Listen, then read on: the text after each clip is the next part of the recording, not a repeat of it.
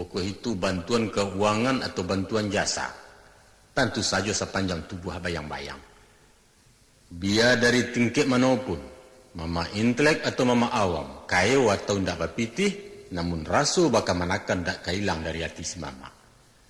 Berapa banyak kemanakan yang berhasil disubarangkan mama. Mama jauh mama dakek sama saja. Kok profesinya manggaleh, diarahkan ke dagang. Kok beliau pegawai disekolahkan atau diusahakan karajo. Andai kata tibo dun sanak pai bayo tantang suaminya nan tak pulang-pulang. Atau apa si buyuang sakit-sakitan tak berubek. Pada umumnya lagi bertanggapi. Kok bakal araran tentu indah. Datang orang Sumando mengadukan anaknya ke rengkang tak bantu. Rumah ketene gusur paja di lamar orang. Kadang-kadang melaporkan rumah tanggunya bersiarak, pedusilah salah langkah, paja, bujang, latarambau, dan lain sebagainya, nampaknya lagi bertanggulangi. Tiba surat dari kampung mengabarkan dapur leruntuh, sawah kane galodo, parak di kisah orang, pendeknya macam-macam lah. Aduh, kalau mamak lagi pulang, kalau indak wesel nama layang. Kalau nanari bayak bulan bayi, biarlah kau sumpuak bantai ko rutin ko, lagi. Pendeknya, asah lai pandai semua pandai. Tahu magak je menimbang, mudah-mudahan tak tangih dan tak berpujuk, tak tagambang dan tak berjawe. Kau indak penuh katih, penuh ke bawah lai. Tapi kalau berbisik-bisik aja mama, bermuti-muti je dun sana atau ndak tersabit-sabit nama permaisuri dalam surat, kau bawayo kau. 2 hari 2 malam mama dikesan bini, terjadi perang dingin di rumah tanggunya. Kesudahannya, tainayo mama ulah di awal. Kanai kali. Pun pihak dari istri mama. Kok mailia seketik-seketik ke kemanakannya, pabialah. Rasa ki orang pulau. Nyokok dape, awak menjago-jagokan papa sedi, weh. Nyampang tibu mituo sekali-sekali, bapak dasukan gua. Jago makannya, lapihnya pulang. Papa tahu orang tua kalah. Arok je sawah, pabaya ibanda. Aku indah. Merutuk-rutuk ke suami. Biar awak saja nama nandehan. Ikulah ke dibantu, itulah ke dikirimi. Waktu kita susah, layuran nama dok, layuran nama tanyo. Gawat. Sabaliaknya pula. Sabaliaknya dek dun sana. Tahu-tahu laju gini mama. Kok nan sanang bana hatinya ke beliau meminta. Pasti gadang rarehnya saya lah. Dak bahado di petik-petik stek cuma aja buruang ketiran kue ke dianya. Tapi kadang-kadang kan ganji aku dewa. Bamusuhi Korea Kuino tu. Bau pe, bahasa gula macam kan. Dak nak lebih bini. Lah tabulakang bana wak kini. Malang bana kalian mama. Kasudahannya parang ramuan. Mama juga nama nangguangkan. Masalah mempertengahkan kampung kulai bana apa makan kok. Hampir tiap kampung ada organisasinya. Setidak-tidaknya bantu arisan. Biasanya di sini lah mencari dana. Gadang kayu, gadang dahan tapi gengsi kalau tak ke satu. Tak kumpul piti berkirimkan pulang. Ada nan untuk sekolah, ada untuk madrasah, mix musaji, alat-alat olahraga pemuda dan lain-lain objek pembangunan. Ku ada orang kampung awak na lampu kuning di perantauan, biar tasasa idui atau memecah buik merusak nama kampung, aiko bapusong samuikan ko. Patut dipulangkan, yo dipulangkan, patut dipesuamikan, dicarikan orang walaupun baalah kecaronya. Pendeknya ndak janjang kayu di kapiang ndak ayah talang dipancuang si 20 masunya. Guno kain pelampuk miang, guno pitih pelampuk malu. Itu sebabnya di antara baribu-ribu gepeng, yaitu gelandangan dan pengemis, nan barumah karate kardos, nan maunyi kolong jambatan atau menyapitnya puntung rokok, alhamdulillah ndak sakari jua pun durang awak. Syukur. Ada nang ganji ya benar. Mantiko pemuda awak, nan karajonyo kaluar masuk daerah hitam, tapi paling dan sanang hatinya kalau basuh orang pedusi Minang ada di dalam. Walau inyo nak kenal sama sekali. Pajaku mesti dihalaunya keluar. Ndak lantai angannya surang dilaporkan ke ketua. Senggonyo ndak buah orang pedusi awak membuat cabuah. Sampai kini baik itu. Kok lai mana cek-cek tapi biasanya ndak ketahuan kalau inyo orang awak. Nyo menyuruh hilang-hilang memakan lebih-lebih. Apa dasar sebenarnya tu? Karena si pemuda tadi tahu jua kamu? Bukan. Karena moral, indah. Sebabnya karena malu alun babagi. Itu. Walaupun dirinya bagai limang dosu. Tapi inyo ndak rela dun sanaknya membuat malu, nyo ndak sudi negarinya menanggung malu. Sedangkan rasa malu itu sendiri bapangka dari adat. Masya Allah. Ba itu jauhnya tahun jamure adat ke dalam dadonyo. Sehingga kadang-kadang perlawanan logika. Mari kita lanjutkan mengumpul bukti bahwa macam mana pun susahnya hidup di rantau, nagari tetap dipertenggangkan. Ditenggang usah binasu, ditenggang 100 adatnya. Lah umum kita mengetahui, kalau setiap pembubaran panitia, laporan rutin dan mesti didanga adalah defisit keuangan. Panitia tekor. Apa karena pemasukan dan tidak mencapai target anggaran atau karena kampianan bocor? Itu daerah lah itu. Tapi lain halnya dengan pelaksanaan MTQ tingkat nasional di Sumatera Barat tempoh hari. Panitia apa? Urang tak heran-heran, kagum kita bangga dan pemerintah pun puas. Di mana kuncinya tuh? Kuncinya antara lain dek banyaknya dana dan mencucu dari perantauan. Di samping sumber-sumber dari kampung sendiri. Dan tentu saja kuat katam karena sapi, dek ketatnya pengawasan dan pengarahan dari Pemda itu. Itu ciek tuh. Nah lain, ada satu gerakan sosial di perantauan, namanya Gebu Minang. Gerakan 1000 Minang. Gagasanku timbulnya dari Bapak Presiden supaya setiap warga Sumatera Barat menyumbangkan Rp1.000 setahun untuk pembangunan daerah. Lantas terbantulah Gebu Minang tadi dan dikelola oleh tokoh-tokoh masyarakat rantau untuk mengumpulkan dana. Hasilnya dikirimkan balik ke kampung. Nah, walaupun alun bajalan sebagaimana yang diharapkan, namun realisasi dari mempertenggangkan kampung lah nampak sih kok. Lah basuluh matuari begalanggang maturang banyak. Mari kita taruhkan kini. Dalam rangka halal bihalal tahun 86 lalu, Himpunan Para Seniman Minang Ibu Kota menyelenggarakan pagelaran seni yang berjudul Pekan Wisata Budaya Minang. Segala macam permainan rakyat dikeluarkan. Baik tujuh bazar dan menjual jenis-jenis makanan dan hasil kerajinan tradisional. Sajak dari nan klasik sampai nan modern ada. Pacuitia, tandia ngalang-ngalang, sile, dabuh, teater, macam-macam.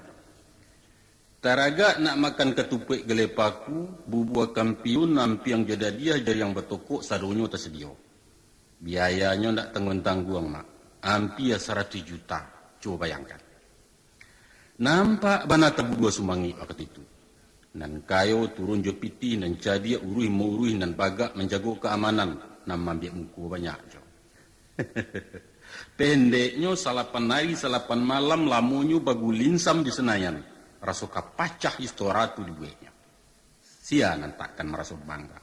Kalau alek itu dihadiri oleh menteri-menteri, para jenderal, gubernur sampai ke bupati sadonyo mamak itu. Bintang film sambuah pengusaha jangan dikatakan lain. Tapi maaf angkuanku. Nan kami mengkasih mengabarkan iko adalah untuk membuktikan bahwa dahsyatnya ledakan rasa rindu je cinta karena Minang. Keliru kalau ada nambah pendapat orang awak merantau mau dandam. Omong kosong itu. Waktu terjadi tanah longsor Bukit Tui nan dinyatakan sebagai musibah nasional, para perantau dari seluruh tanah air secara spontan tanpa dikomando meresek saku surang-surang membantu dunsanak-dunsanak di kampung. Konon kabanyo dana nan tak kumpul mencapai jumlah 1 miliar. Alhamdulillah. Satu pernyataan dari papatah yang mengatakan, seciok ba ayam sadanci yang babasi, mendapik samo beruntuang keciciran samo merugi, tibu delok baimbawan tibu diburuak bambawan. Bukti lagi bahwa nagari lai bapatenggangkan. Banyak kemanakan. Terlalu banyak contoh-contoh yang menguatkan bahwa tabang gagak jo hitamnya bajalan raminang jo adatnya. Dimanapun bumi orang dipijak, langit orang dijunjung, namun bumi jo langit Minangkabau ndak kalupo. Pernah seorang sarjana sosiologi menyabut-nyabut Minang dalam disertasinya untuk mencapai doktor. Antara lain beliau mengatakan bahwa orang-orang Minangkabau itu kuno, licik dan pelit. Licik itu cerwawaknya galia mak. Pelit artinya sampili, ceke. Mendengar kata-kata nan tak lama dari si sarjana nan bukan Minang itu. urang awak heboh bak labah tegoyak sarang. Tasingguang bana puncak kadajo. Berang, banci, kutuak, sumpah, sarapah, babaua menjadi satu. Macam-macam reaksi orang waktu itu. Dari golongan intelektual ada nama nantang berdebat di forum resmi. Orang-orang hukum mengatakan bisa dituntut di pengadilan karena itu penghinaan. Politikus menilainya sara, mengancam kerukunan dan kesatuan nasional. Para remaja berkomentar, pajatu sekiati ke pemuda Minang sebab cintonya ditulak. Nan pareman menggarega, dan sano laki-laki dia lapuak mencuang pajatu, dan lain sebagainya, dan lain sebagainya. Akhirnya dengan beberapa pertimbangan masalahku didiamkan saja. Nah, terlepas dari persoalan iyo atau indak, batua atau salah, nan nyato reaksi spontan itu bertolak dari harga diri, sebab barang yang dicintoinya dicacek orang. Seolah-olah orang awak ingin mengatakan, rai orang may country, kok rancak keburuak negari den manga-manga ke kau, kiro-kiro baik itulah. Angku-angku sanak pendengar, berpedoman kepada kenyataan yang kita kemukakan tadi, dapatlah kita tarik kesimpulan bahwa image yang mengatakan bahwa seorang Minang merantau adalah pelarian, menyingkirkan diri dari struktur masyarakat yang tak manusiawi atau merupakan pemberontakan adat, ternyata bohong sama sekali. Suatu persangkaan yang tidak punya dasar. Orang laki-laki di Minangkabau tidak pernah mengeluh apalagi memberontak. Inyo tidak merasa dirugikan, malah sebaliknya merasa bangga dan bahagia. Kalau dikanari pikir-pikir, baitu sare tugas nan disandangnya. Tugas sebagai ayah, sebagai mama, sebagai putra daerah, dan bagi orang lain mustahil tangke sekaligus, maka akan timbul pertanyaan. Resep apa yang diberikan dan bagaimana cara mempersiapkan fisik, stamina dan mentalnya sehingga sanggup menjadi Superman macam itu? Jawabnya ialah mereka digodok di pusdiklat adat. Apa pula itu pusdiklat adat? Pusdiklat nan nambung kasu ialah surau. Mulai umur 7 tahun anak-anak Minang diharuskan masuk ke pusat pendidikan dan latihan tadi. Sampai kemudian siap untuk diterjunkan ke masyarakat. Melalui pengawasan dan ketat, mereka diasingkan dari rumah. Makannya indak boleh dikanyangkan, laluknya di papan, karajunya bagu balok. Moralnya dididik, juga agama, fisiknya dilatih bersilek, dan mentalnya diajar persambahan. Daftar kegiatannya kira-kira macam kau. Sesudah pagi-pagi sarapan jenis dingin, Inyo menjalankan tugas-tugas rumah tangga sampai pukul 2. Sudah itu beliau pemain, kok kabalang-alang, kok kabadomino, kok kababuru, terserah. Namun permainan itu adalah pelajaran dan mesti disimak maknanya. Selesai sembahyang maghrib, berkumpul di surau, mengaji. Sudah pula mengaji, turun ke laman surau, bersilek.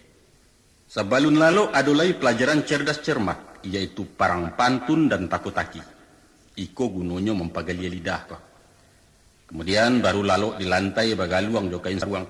Besok pagi garuntang puntang pulau kaya sumbayang baru pulang langsung ke Papua bersuju nasi dingin. Itulah siklus kegiatan sepanjang. Sehingga kalau dicaliak kepada padatnya jadwal pelajaran, praktis anak laki-laki tidak pernah merasa di rumah.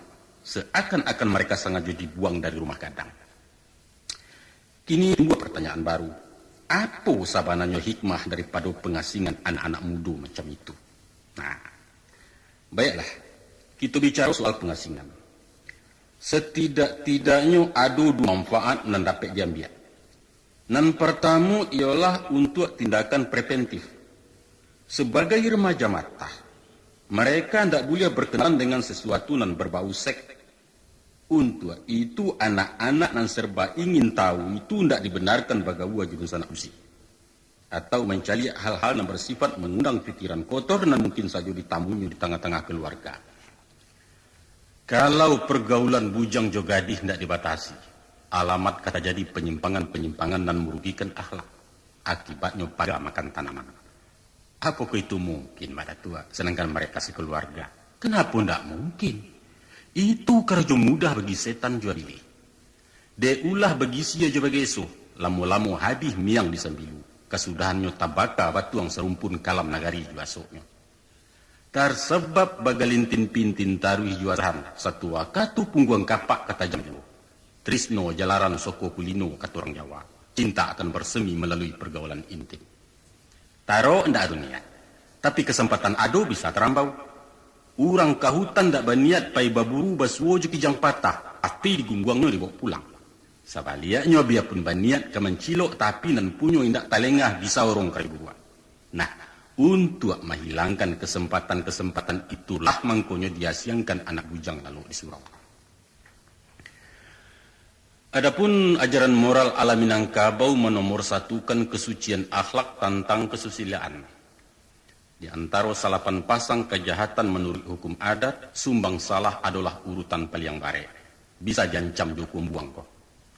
Sumbang salah itu artinya kejahatan susila. Makanya, ukuran martabat seseorang ditentukan sampai di mana kemampuannya membatasi diri dalam perilaku dan ada hubungannya dengan wanita. Perampok bisa dimaafkan, pembunuh dapat diampuni, tapi skandal seks tidak mungkin ditolerir oleh masyarakat. Baik itu sensitifnya masalah pelanggaran susila, sehingga bisa-bisa menimbulkan perang antar suku atau antar negari. Kalau kemanakan dari suatu kaum diganggu, itu berarti penghinaan bagi seluruh laki-laki di kaum yang bersangkutan. Dan setiap penghinaan akan dibaleh dengan cara apapun, ditanam tumbuh di gang itu pepatahnya. Acok bana terjadi perceraian beruntun dalam dua suku bayi pabisan hanya berawal dari putusnya pertunanganan. Sepele. Kalau kenakannya diberi malu, maka kemenakan atau famili yang mempabue akan diberi malu pula. Ndak dapat jenang kasa jenalu ndak talok jeladiang jo racun dan cakap mesti berbalik. Sampai macam itu bana tingginya nilai susila di tanah Minang. Maaf, barangkali kemanakan kemendace-dace mendengar satu berita bahwa lah terjadi perceraian di malam pengantin akibat anak daru ndak selamai. Seluruh kaum goncang. Disikulah dituntut peranan mama untuk bertindak sebijaksana mungkin. Kau dapat garih patah di saruang ndak terbaik di negari. Cuekin aja. Itu sih masalah sepele, bagi bung yang sepele. Tapi bagi kami serius. Mau apa? Tuh. Kalau di daerah lain disediakan acara cari jodoh bagi muda-mudi, nan mendapat legalisasi dan perlindungan hukum adat, tapi di tanah Minang ikut diharamkan. Jangan cubo-cubo bagi joan matu, jo nak gadi hurang kalau sayang di kupiah nak ketemu. Tapi ko iyo lah taraga kudo nak bapulano kabau laingin bapasangan acari selah piti banyak-banyak. Baik tujuh pihak nang gadi-gadi. Indak buliah palala, indak buliah galak marahai, indak buliah penduduk tanggal janjang. Paling cilaku petandang lalu pantang nak gadi pejalan surang. Kalau budi lata singi hilang lah tuah di nagari rancak dan indak peguno lain. Dalam hal itu mama pun diperingatkan. Agak palias tek mato mak. Tu supiak manih lapang galak surang demu kecamin tu. Barangkali siriah lah patui perjanjuangan. Bah itu waris dijawikan orang dahulu. Antah kini tidak jalekan. Tapi nan nyato, secara simbolis masih tinggal curi yang di batu. Nampak pakai-pakainya. Caliaklah.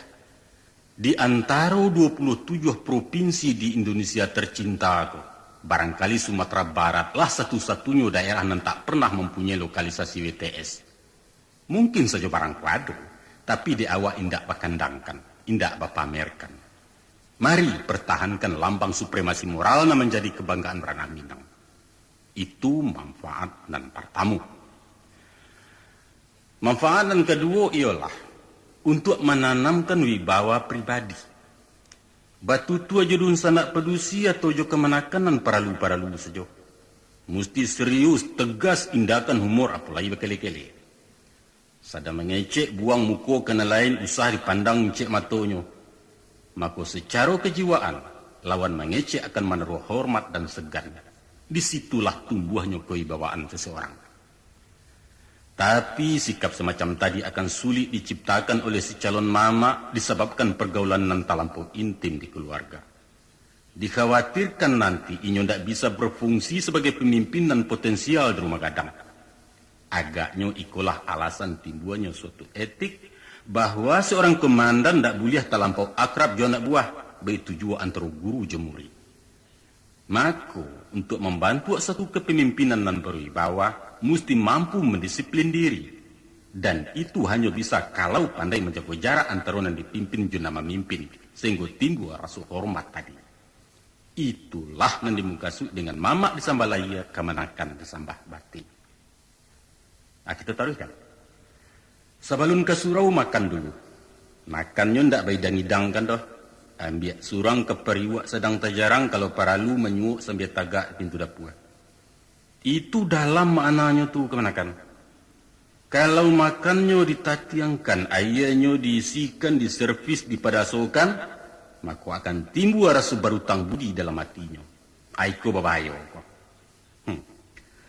Apabila seorang lata makan budi, rumi mengatakan nan bana. Lidah letai impi nan iyo tersabut indak nan indak tersabut antah. Ba'a kata Pak Hakim ke menukuk meja menjatuhkan hukuman, kalau si terdakwa lah menanam budi lebih dulu. TV warna 24 inci letak birumbun di ruang tamu. Apa kata ibu? Tolong tu Pak, ibu Pak. Hancu keadilan dia ulah jasuh letak makan. Kau akibatnya kemanakan. Ingat bahwa Mama Juo adalah hakim di rumah gadang, hakim di dalam kau. Oleh sebab itu, calon Mama tak boleh dibiasakan dapat servis dan membuat inyo lupa diri nanti. Tiba di surau, dibuka sore adoi guru beraja mengaji. Lah tamat Quran lanjutkan beraja tafsir, beraja fikih, tarikh dan lain-lain cabang ilmu agama untuk baka dunia akhirat. Iko paralu, bahkan lebih paralu dari segala nan paralu-paralu. Ibarat suatu gedong, maka agamu adalah fondasi dan manahan barik bangunan. Hotel batingke akan amruk di atas fondamen dalam sajangka apalagi kalau tanahnya gaca dan batu. Tidak salah orang menampilkan syarak sebagai sandi berdirinya adat, sebagai batu laweh pananai tunggak rumah gadang. Suatu saat aratu akan membuat orang kelaparan. Pengetahuan akan merusak kedudukan, menyebarkan malapetaka kalau inyo inggo di pribadi si kayu, si cadia, si pengusaha dan tak beriman. Itu pasti. Memang membatasi kemauan manusia itu adalah aturan-aturan. Sedangkan adat juga aturan dan negara punya aturan. Tapi aturan buatan manusia dihakimi oleh manusia pula. Manusia dengan segala kelemahan dan keterbatasannya. Seorang koruptor akan bebas kalau kesalahannya tidak bisa dibuktikan di pengadilan. Mampacarui pengulu tidak melanggar daik doh. Asah ada orang mendengar. Kok terdengar makannya itu yobayotang. Di suatu tampik nan romantis strategis. Sepasang merpati sedang asyik mengembara di alam khayal. Nalayok malayang di salu-salu bintang angkasa luar. Tiba-tiba si Romeo mairik tangan si Juliet untuk singgah di bulan negak sabantah. Lantas Juliet ku capek bereaksi. Dengar ragu-ragu sambil bertangguh hanya berbasu malu-malu. Manga aku dah nampak ada orang aku. Nampak ada orang cuma ditakuinya. Baik kalau ndak berurang, baik kalau ndak nampak, tarui. Maka runtuhlah suatu pertahanan terakhir sebab bentengnya dibangun dari batang pisang dan rapuh, bukan dari cor beton batulang wajah, bukan benteng iman atil jaminan Allah. Na'udzubillah min zalik. Jadi kesimpulannya, agamu mesti dipakukan arek dalam jiwa para remaja. Mesti ditatar, mesti dididik, mesti dilatih. Kemudian selesai pendidikan rohani dengan mengaji, maka kini pelajaran beralih ke pendidikan jasmani. Turun bersama-sama kalaman surau untuk berlatih bersilat. Seorang calon ayah, calon mama, calon pemimpin harus sehat badan, kuat dan gagah. Inyo diajar berani madoi segala tantangan dari manapun datangnya. Anak-anak Minang tak boleh loyo, tak boleh cengeng, apalagi merengek-rengek minta dikesiani orang lain. Dia terpentas kehidupan, acuk bana basua sewenang-wenangan dengan berbagai alasan. Tapi nan nyato setiap kezaliman mendatangkan sansaro di masyarakat. Nan bingung makanan cadiak, nan lamah mati degarata, nan ketek terjelapak di salau kaki orang gadang. Dalam kondisi macam itu dibutuhkan munculnya seorang pahlawan. Syaratnya cie, yaitu baga. Baga bukan dalam artinya batinju, tapi baga merubah sesuatu atas kebenaran, baga mengatakan nan hak walaupun pahit. Maka tampek mencari baga itu di sasaran, bukan di sasana. Sasaran itu letaknya di laman surau. Nah, baiklah, kita lanjutkan. Selesai Pulau Beraja Sile, maka siswa-siswa naik ke surau istirahat. Dalam menanti mato takantu ada puluh acara bebas.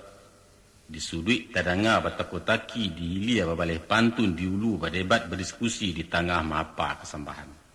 Kasadonyo itu adalah baraja memahami aspirasi orang, peka dan tanggap dengan situasi. Kemudian capek bereaksi. Itulah unsur-unsur untuk mencetak seseorang menjadi arif, jadiak dan lihai. Itu juga sebabnya keluaran surau manusianya lah siap pakai. Tokoh-tokoh pejuang kemerdekaan banyak dilahirkan di Minangkabau. Mereka bukan sarjana tapi sanggup merubah jarum siarah. Kalaupun ada yang lulusan sekolah Eropa namun pendidikan dasarnya di surau. Singo-singo diplomat revolusi dilapehkan dari Rimbo Minangkabau dan sarangnya adalah surau bukan universitas. Itu dulu kemanakan. Dulu semasa merintis, marabui dan mempertahankan kemerdekaan. Tapi kini di era mengisi kemerdekaan kini ku bah, entahlah. Selain daripada itu, di bidang keamanan dan ketertiban surau berperan penting. Dengan diasramakannya anak-anak akan mudah mengontrol kegiatannya dalam masyarakat. Umpama kapatang ado gadi nan tapaki ado ayam nan takeo atau paga nan tarompak cari urang nyosia nan tak alut surau petang. Nyampang kampung kamasuakan lanun datang mengamuk kebakaran dan lain-lain toko saja pintu surau. Kemanakan? Sakironyo orang kini sempat mencaliak keadaan pemuda tempo dulu lalu di surau. Kesannya cuma cie. Menyedihkan. Ya, menyedihkan. Atau orang lain akan berkomentar, sampai hati ibu-ibu Minang menyiksa anaknya tidur di langgar. Memang menyedihkan. Bakasua lantai pelupuah superai jola piak pandan tangan dikatuak jadi banta saruang kuntang buang keselimut. Persis gelandangan dan tiga di kaki limau. Padahal di rumah gadang ngapun nindak. Rumah yang dibuatkan memakan duangnya salimut tabah pembeli ayah atau paragiah dari bako. Tapi memang baitulah seharusnya ditampil latihan. Latihan ketahanan fisik dan ketahanan mental. Mesti kuat menahan dingin. Entah nanti mungkin kalalok di tengah padang basau ambun. Pungguang nalah tabiaso yunan kareh hendak kecangguang katagamang lai kalau tapaso tidur di batu bakalang tunggu dalam hutan. Ya, perjalanan hidupku ndak salah menyemani, ndak salah mulus. Siapa tahu nak kata jadi. Malang jemuju ndak cari tangga dari badan. Dunsana dan kemanakan penanga, ada ajaran kuno orang Saiswa, yaitu jan palalok pagi. Mesti dahulu bangun dari ayam jan pada rasaki dicotoknya. Untuk itu, satu tadanga tabuh subuh belompean ke pincuran atau ke batangai yang mandi ranang berkecimpuang. Selesai sumbayang berjamaah pulang ke rumah ranggai, mando-ando jalan ke dapur jan tausiah orang semando tengah rumah. Sudah tu diresek tu duang saji sarapan je nasi dingin. Ba'a mangkunya nasi dingin. Sudah ngakan. Supaya prihatin dalam hidup. Kok nalama tentu iyo sagaluange. Nan sagaluange tu tampeknya di lapau kalapau tujuh pitih. Baraka ba urang lenteh kenangan. Tapi kalau indak baputa kinci-kinci jangan diarok nasib kebarubah. Sapah dibuyuang nasi dingin bungkuak lah lalu disuruh menanti mato ketebuka. Kemenakan dan nusana penanga, itulah antara lain rahasio-rahasio ajaran dan basuo dalam lembaga surau.